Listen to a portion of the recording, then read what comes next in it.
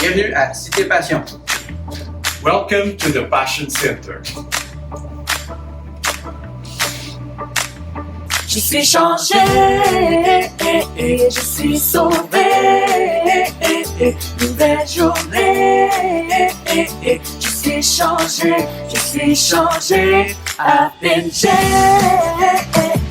I've been saved, brand new day, I've been changed.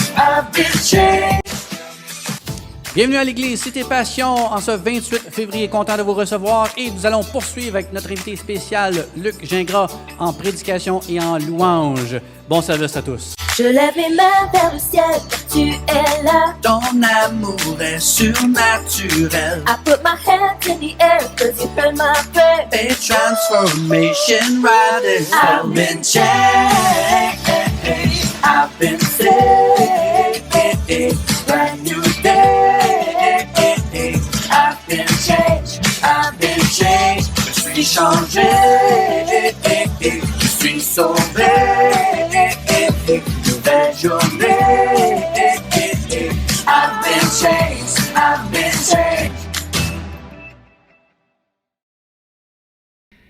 Salut tout le monde et bienvenue à Cité Passion. Comme je viens de mentionner en introduction, on va entendre dans quelques instants l'évangéliste prophète Luc Gingras.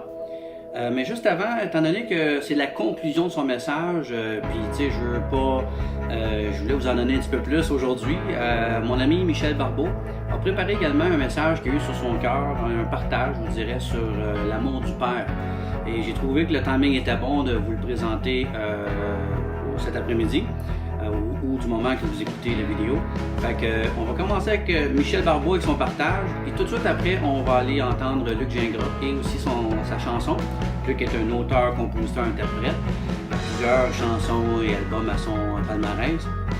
Et au mois de mars, je vais vous revenir moi-même avec un message sur deux semaines, et je vais aussi vous introduire mon pasteur Tony Silvera, qui va vous prêcher la parole également au mois de mars. N'oubliez pas, abonnez-vous, suivez-nous, partagez le lien. Plus on a des gens qui suivent, plus ça nous permet de faire des choses.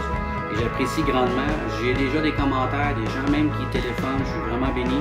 Et dans le fond, ce qui est sur mon cœur, vous savez c'est quoi? C'est vous faire connaître Dieu encore plus profondément que ce que vous savez déjà. Dieu qui a tout le temps quelque chose en réserve pour vous. Et la plus grande chose qu'il a en réserve pour vous, c'est la vie éternelle par son Fils Jésus-Christ. Alors, je vous laisse avec Michel Barbeau et mon ami Luc Gingras. Sur ça, je vous souhaite une belle réunion et de notre part, on se retrouve la semaine prochaine. Que Dieu vous bénisse. Bon service. Bonjour à tous. Alors, notre passage biblique pour aujourd'hui se trouve dans Luc 15, versets 11 à 24. Alors, Jésus dit, « Un homme avait 2 fils. Le plus jeune dit à son père, « Mon père, donne-moi la part de bien qui doit me revenir. » Et le père leur partagea son bien. Peu de jours après, le plus jeune fils, ayant tout ramassé, partit pour un pays éloigné, et il dissipa son bien en vivant dans la débauche. Lorsqu'il eut tout dépensé, une grande famine survint dans ce pays. Et il commença à se trouver dans le besoin. Il alla se mettre au service d'un des habitants du pays qui l'envoya dans ses champs garder les pourceaux.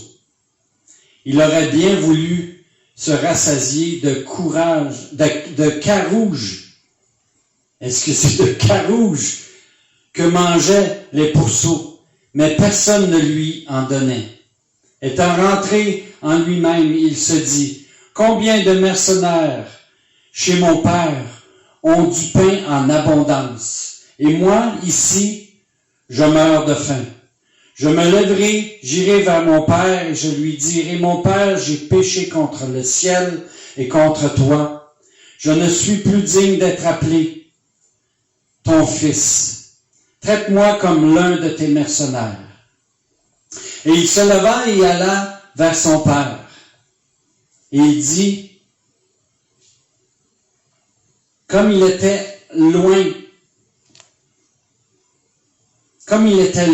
encore, son père le vit et fut ému de compassion. Il courut se jeter à son cou et l'embrassa.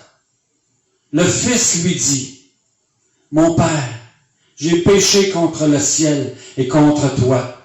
Je ne suis plus digne d'être appelé ton fils. » Mais le père dit à ses serviteurs, « Apportez vite la plus belle robe et l'en revêtez.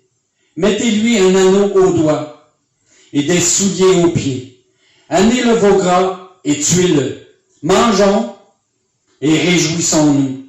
Car mon fils que voici était mort et il est revenu à la vie. Il était perdu et il est retrouvé. » Ils commencèrent à se réjouir. Le fils demande à son père son héritage. C'est pas commun, même encore aujourd'hui, de donner un héritage à son fils quand le père et la mère est encore vivants. Mais le père donne à son fils qu'est-ce qu'il veut. Et il le laisse aller. Il force pas, il nous force pas à rester avec lui, à rester. Non. Il nous force pas. Il nous donne qu'est-ce qu'il donne à tout le monde. Il nous donne notre héritage. Qu'est-ce qu'on fait avec aujourd'hui? Le fils est parti. Vivre dans la débauche, sexe, drogue and rock'n'roll. Et il a vécu selon ses propres forces, loin du Père. Et il s'est trouvé dans la famine, dans le besoin.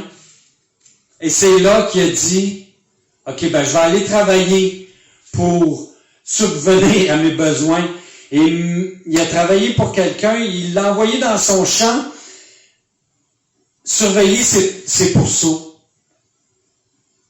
Et même là, il ne pouvait pas manger qu'est-ce que les cochons mangeaient parce que personne ne lui en donnait. Te sens-tu comme ça aujourd'hui, dans le besoin, essayant par tes propres forces? Tu as essayé et tu n'as pas réussi. Et maintenant, le fils réalise, je vais revenir à mon père parce que même ces mercenaires sont heureux et leurs besoins sont remplis et ils mangent du pain, ils mangent en abondance. Ils sont rassasiés. Et il se dit, je vais retourner vers mon père, où j'étais bien. Parce que là, je suis pas bien. Et je suis dans le besoin. Te sens-tu comme dans le besoin de revenir, de venir au Père? Tu as essayé par tes propres forces et tu n'as pas réussi. Le Fils revient au Père et il dit, pardonne-moi, parce que j'ai péché contre le ciel et contre toi. Pardonne-moi, Père.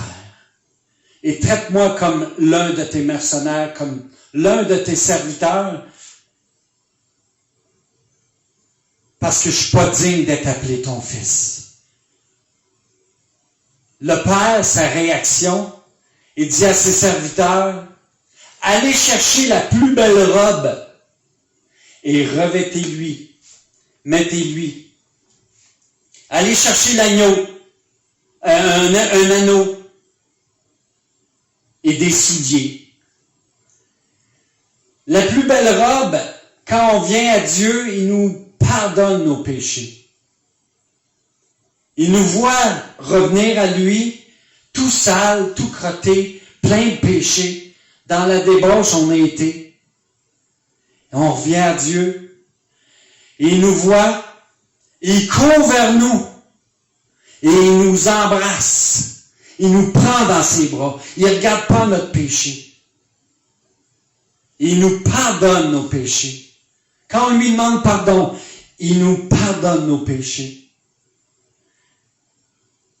Et il nous lave plus blanc que neige. Il nous donne un anneau faisant partie de sa famille, comme un mariage. C'est comme un mariage avec Dieu. Il y a des anneaux, des alliances.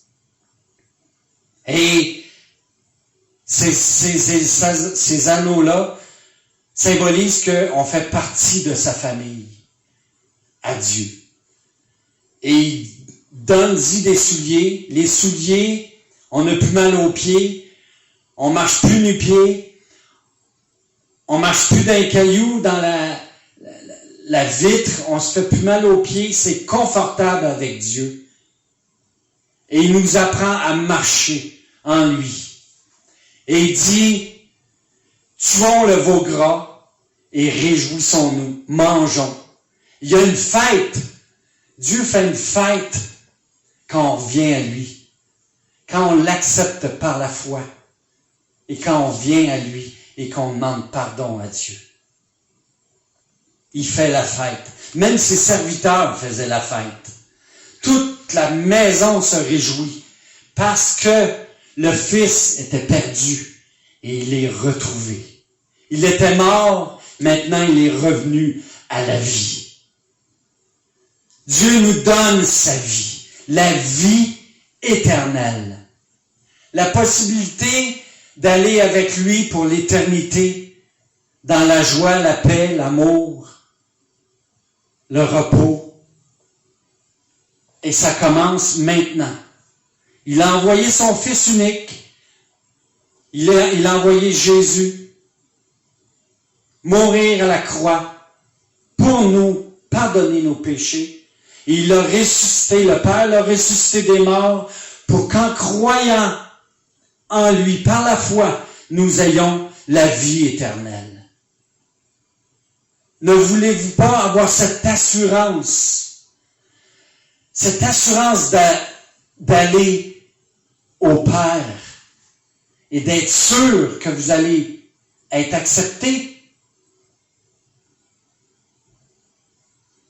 Voulez-vous pas avoir cette assurance de la vie éternelle? Si oui, c'est par la foi, en faisant confiance en Jésus, qu'il est mort et ressuscité des morts à la croix et qu'on l'accepte par la foi. C'est par le moyen de la foi. On fait confiance à Dieu. Et si c'est votre cas ce matin, cet après-midi, ce soir ou aujourd'hui, répétez cette petite prière après moi. Seigneur Jésus, je t'accepte dans ma vie par la foi. Je te fais confiance pour mon salut éternel. Pardonne mes péchés. Lave-moi plus blanc que neige. Et merci, Père, de me donner cette opportunité-là de venir dans ta famille. Comble mes besoins, Seigneur Dieu, dans tous les aspects de ma vie. J'ai essayé par mes propres forces et je suis pas capable. Je te donne ma vie, prends ma vie, et Jésus, tu es mon Sauveur, mon Seigneur, parce que je t'accepte par la foi dans ma vie. Au nom de Jésus. Amen. Alors, frères et sœurs, soyez bénis, remplis de la présence de Dieu aujourd'hui. Il est vivant et il te voit loin Et il veut courir vers toi et te prendre dans ses bras d'amour et t'embrasser. Il nous aime. On a un Dieu qui nous aime et on vient à lui tout simplement comme un enfant. Amen. Bonne journée.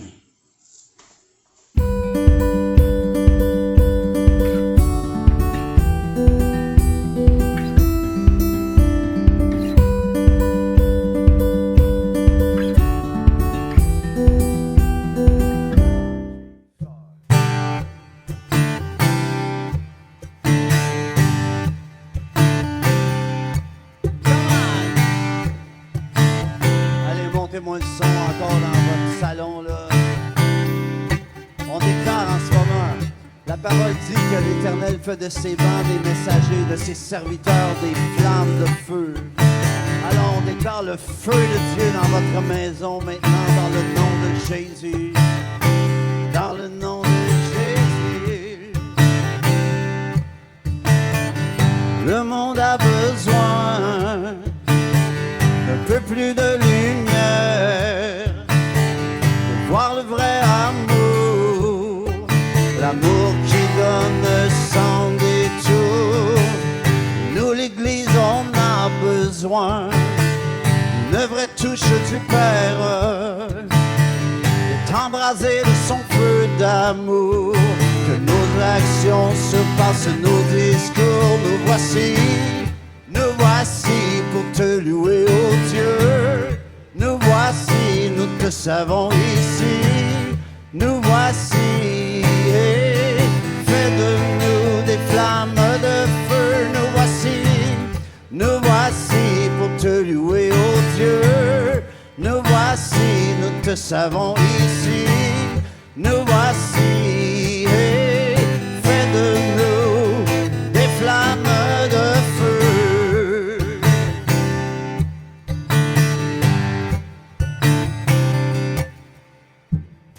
Le monde a besoin, il a besoin d'ouvrir son cœur à la lumière, de s'enivrer du Dieu d'amour, afin d'y vivre un nouveau jour. Nous, l'Église, on a besoin d'un cœur à cœur avec le Père, d'être enflammé de son feu d'amour, pour que s'enflamme le monde tout autour.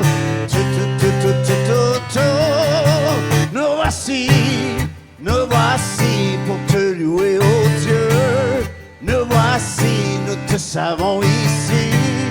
Nous voici, fais de nous des flammes de feu.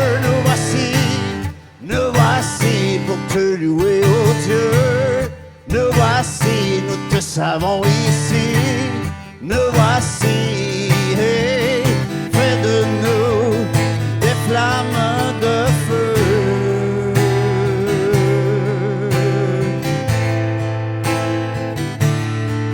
Des flammes de feu.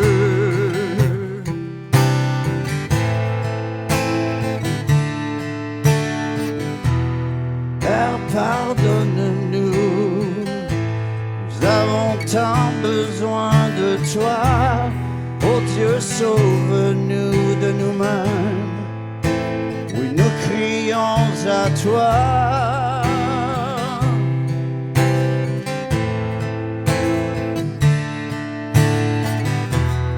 Père, pardonne-nous, nous avons tant besoin de toi. Oh Dieu, sauve-nous de nous-mêmes. Oui, nous crions à toi.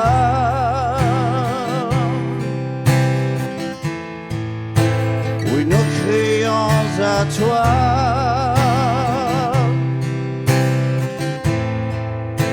Oui, nous crions à toi.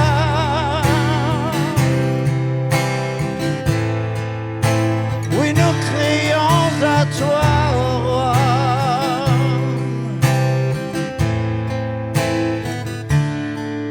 Voulons le feu dans nos cœurs. Embrase-nous, mais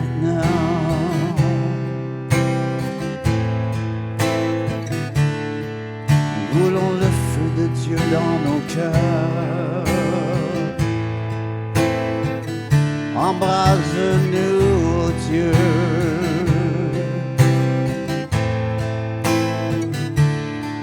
Nous voulons ton feu dans nos vies. Embrase-nous, ô Dieu.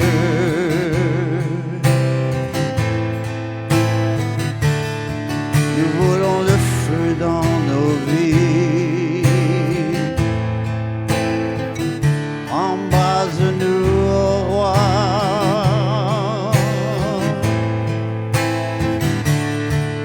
De ton feu, ton feu. Nous voulons ton feu.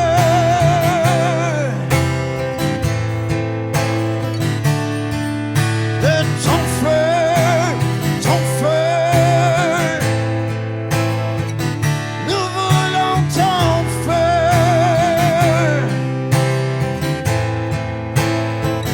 Nous voulons ton feu, mon roi. Je veux plus de ton feu, ton feu, ton feu. Nous voulons ton feu.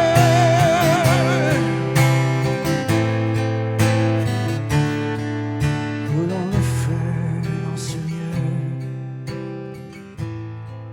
Dites-lui, nous voulons le feu dans ce lieu. Dites-lui maintenant pour votre vie en ce moment. Nous voulons ton feu dans ce lieu. Je reçois ton feu. Je reçois ton feu.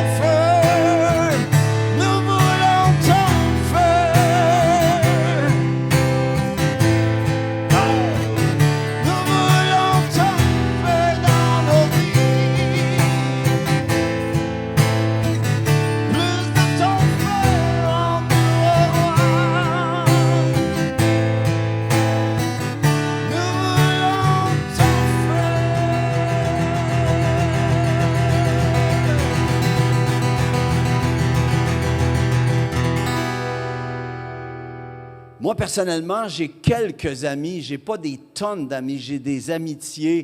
Puis il y a différents types d'amitiés. Je vais vous parler de 4 types d'amitiés.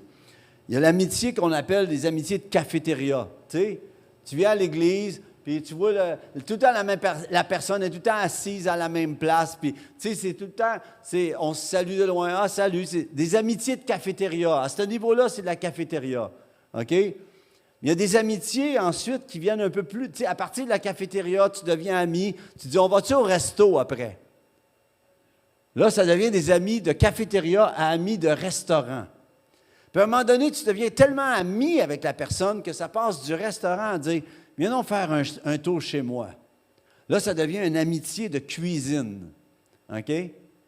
Puis ensuite, bien, il y a une intimité encore plus profonde. Puis pour moi, mon intimité profonde, c'est ma Nathalie à moi.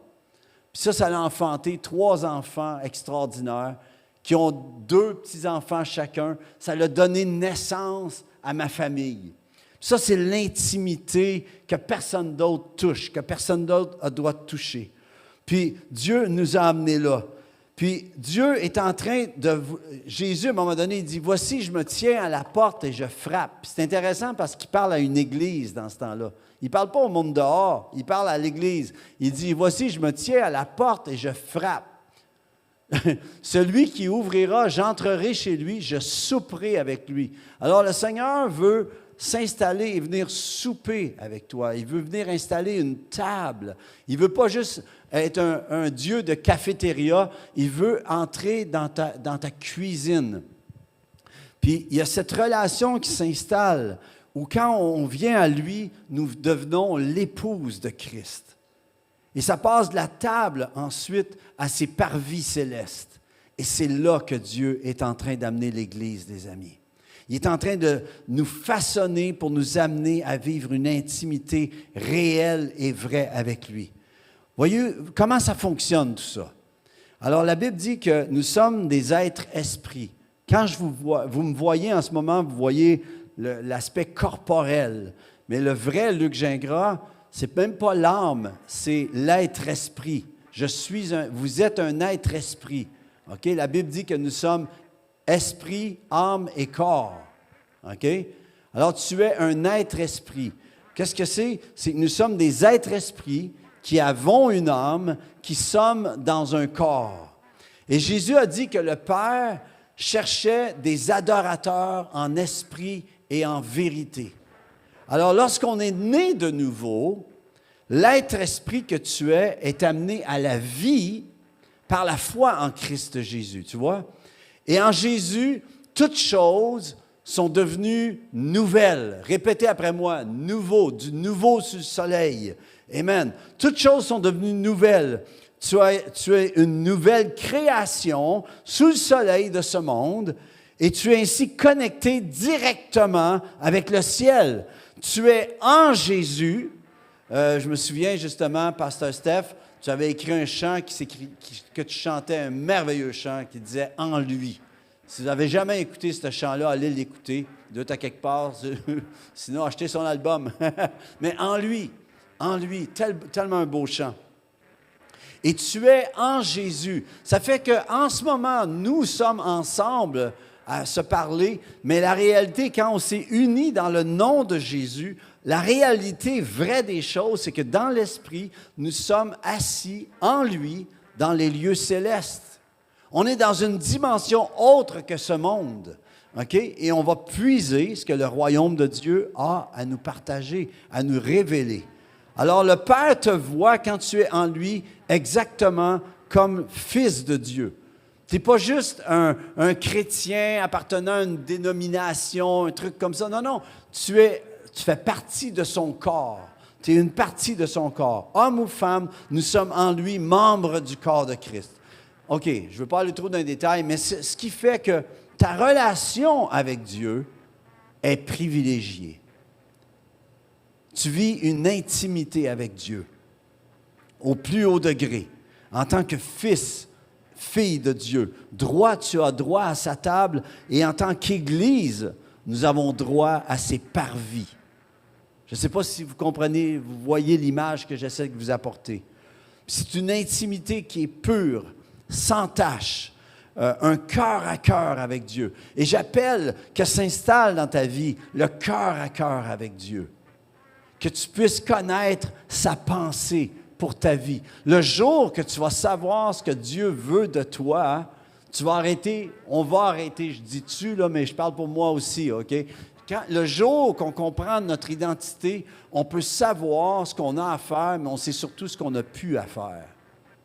Le problème, c'est que souvent, on fait des choses qui sont religieusement correctes, mais qui n'ont aucun fruit parce qu'elles ne sont pas ce que Dieu veut de nous exactement. Comprenez-vous ce que j'essaie de vous partager? Alors, Dieu veut nous amener là, les amis. Et ça, c'est dans l'intimité. C'est ce qui fait que quand Jésus parlait, il disait, « Le Fils de l'homme est venu afin que... » Voyez-vous? Est-ce que tu es en mesure de pouvoir dire dans ta vie, « Je suis en lui afin que... » Que tu sais exactement quelle est la volonté de Dieu pour ta vie, au travers de ta vie, de ce que Dieu veut donner comme fruit pour ta vie. Alors, dans le naturel, l'intimité qui enfante exige une semence. OK? C'est la même chose dans le surnaturel. L'intimité qui enfante exige une semence. Dans le surnaturel, c'est quoi? La semence, c'est la semence de sa parole. Ainsi, la foi vient de ce qu'on entend, et ce qu'on entend vient de la parole de Christ. Maintenant, comment ça fonctionne? Quiconque entend sa parole, la semence de sa parole, et la reçoit dans l'intimité, il va s'enfanter et germer en lui l'enfantement de ce qui est appelé à être. Je vous connais pas, vous me connaissez pas, mais chacun d'entre nous, nous sommes le fruit d'un résultat. OK? Et ce qui est appelé à être, ce que Dieu veut faire sortir de ta vie, c'est pas juste une invention, une idée de ce monde, c'est une œuvre préparée d'avance avant même la fondation du monde. Et j'appelle ça dans ta vie, j'appelle ça dans ta famille, j'appelle ça dans l'Église, Cité Passion, le Passion Center, j'appelle ça dans le nom de Jésus, dans l'intimité. Tu reçois de l'invisible et tu peux alors amener ce que tu reçois dans l'invisible, tu peux pouvoir le relâcher dans le visible. C'est ce que Dieu veut opérer dans ta vie. Tu te dis, mais je pensais jamais que je pouvais faire ça. Eh bien, c'est de là que viennent les idées de ministère, que viennent des inventions. Il y en a, c'est pour le ministère. Il y en a peut-être d'autres d'entre vous, c'est pour faire des tonnes d'argent, pour être une bénédiction pour le royaume de Dieu. C'est pas tout le monde qui est appelé à prêcher la parole. Pour d'autres, c'est peut-être de pouvoir devenir un multimillionnaire, un milliardaire, un zilliardaire peut-être, whatever it is. Mais Dieu veut t'amener à être plus que ce que tu penses que tu es. Tu es beaucoup plus que ce que tu penses que tu es. Amen. Alors, je vais dans mon dernier stretch de parole. Et ce que l'intimité produit, alors, prend part au plan de Dieu. Si tu viens en lui et que tu reçois de lui, ce qui va se dégager de ta vie va être un résultat de son plan. Dieu a un plan. Alors, c'est pour ça que je dis souvent aux complotistes puis aux gens qui s'en font avec tous les istes et les trucs, là, arrêtez de pogner les nerfs. C'est vrai qu'il y a des complots. Depuis le Jardin d'Éden, il y en a des complots. Puis depuis le Jardin d'Éden, que les rois se liguent contre le oint. Mais Jésus est plus que vainqueur. L'ennemi l'a amené jusqu'à l'amener à mourir, l'a crucifié. Mais si l'ennemi avait su ce que la crucifixion amenait comme résultat de la résurrection et que ceux qui croient en lui meurent en lui et ressuscitent en lui. Si l'ennemi avait su ça, je peux vous dire que jamais il aurait été jusque-là. Et en ce moment, si ce qu'on vit, ça semble être un complot, j'aimerais vous dire que Dieu a un plan qui va surprendre les nations. Ce qui se passe en ce moment, on est en train d'être amené, puis je termine avec ceci. Psaume 46, verset 11.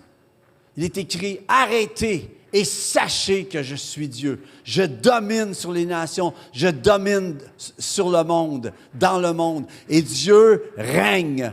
Dieu règne, les amis. Mais la chose, c'est que Dieu veut mettre maintenant, est en train, avec cette situation-là, qui est peut-être manipulée par les hommes, oui, Dieu est en train d'amener les nations à genoux. Ma prière, c'est qu'on va voir notre premier ministre se mettre à genoux un jour. Qu'on va voir les dirigeants du pays se mettre à genoux dans le Parlement et dire « Dieu, viens nous sauver. On a besoin de ta sagesse. » Oh, j'appelle cela dans votre vie. Mais en attendant, ça commence dans ta maison. Dieu permet toutes ces choses pour nous amener à se mettre à genoux et de déclarer, ça dit, arrêtez et sachez que je suis Dieu. Pas ressentez que je suis Dieu. Hein? Il y en a bien des chrétiens, ils ressentent des affaires. Quand on ressent, c'est l'âme qui ressent. L'âme, c'est l'intelligence, les émotions, tous ces trucs-là. Mais l'être-esprit, lui, il ne ressent pas, il sait. La foi ne ressent pas, la foi sait qu'elle sait. Et Dieu veut t'amener à ce stade-là. C'est pour ça que le psaume 103, on voit le psalmiste qui dit « Mon âme bénit l'Éternel, n'oublie aucun de ses bienfaits. » Voyez-vous, c'est l'être-esprit qui parle à son âme. À un moment donné, tu es obligé de te parler. Tu es obligé de te parler à tes émotions. Quand tu ressens quelque chose, une bad vibe, là, tu ressens, tu es attristé ou tu es découragé, l'être-esprit est obligé de dire « Non, non, non, non, mon âme Bénis l'Éternel. N'oublie aucun de ses bienfaits. C'est lui qui te délivre. C'est lui qui te guérit de toutes tes maladies. S'il y a quelqu'un qui est malade en ce moment, dans le nom de Jésus, sois guéri. J'appelle la guérison sur toi, dans le nom de Jésus. Si tu es addicté avec quelque chose, que l'addiction, que tout ce qui a une grippe sur ta vie, j'appelle que les chaînes tombent en ce moment dans ta vie, dans le nom de Jésus. Maintenant, je termine. L'intimité produit, une intimité, c'est un temps privilégié avec Dieu. Mais elle produit alors le plan de Dieu dans ta vie. Et dans la Bible, l'intimité a produit à un Abel de donner une offrande agréable. Voyez-vous, la révélation qu'il a reçue, c'était de donner on connaît Abel pour une offrande agréable. On connaît Noé pour avoir construit l'arche.